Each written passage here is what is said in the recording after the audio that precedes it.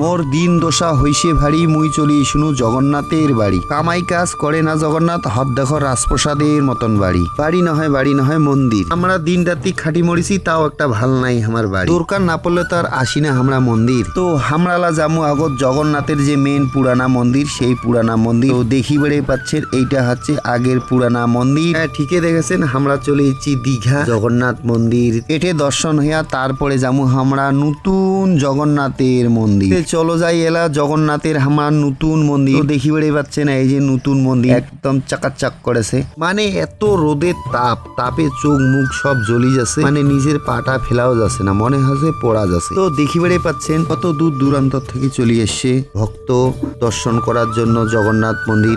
চলো আমরাও আস্তে আস্তে একটু ভিতরে প্রবেশ করার চেষ্টা করিমু, মানে দর্শন করিমু। এমনি তো আর ঘুরি যাবো না, দর্শনটা করি তারপরে হে যাবো।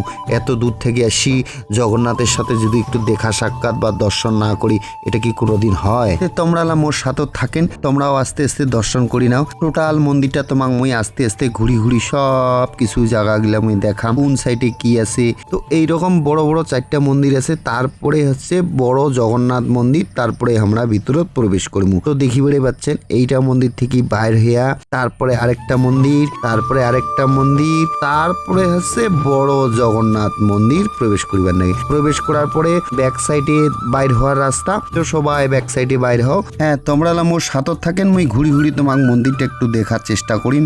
হ্যাঁ এইটা হচ্ছে মন্দিরের পিছন সাইডটা। এইটা তোমার অল্প একটু মুই দেখাও, একটু ঘুরি দেখাবার চেষ্টা করো মুই। হ্যাঁ মুই মন্দিরে তোমাক ভিতরে টোটাল কিছু দেখে পারলো না, কারণ হচ্ছে ভিতরে ক্যামেরা করা নিষিদ্ধ আছে। এই কারণের জন্য মুই তোমার ভিতরে দেখের পারলো না।